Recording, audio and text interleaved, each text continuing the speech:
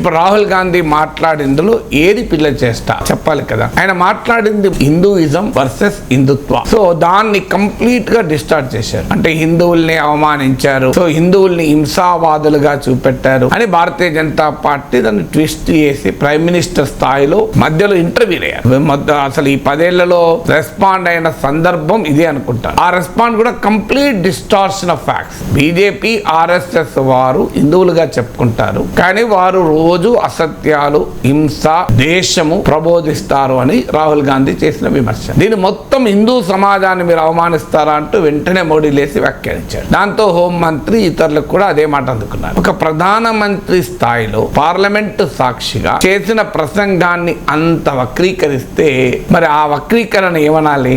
మాట్లాడిన వ్యక్తిది పిల్ల చేస్తవుతుందా? వక్రీకరణ చేసిన ప్రధానమంత్రిని గౌరవించాలి కనుక ఏమి అనలేకపోతున్నారు. సో ఇంత ఓపెన్ వక్రీకరణ కదా.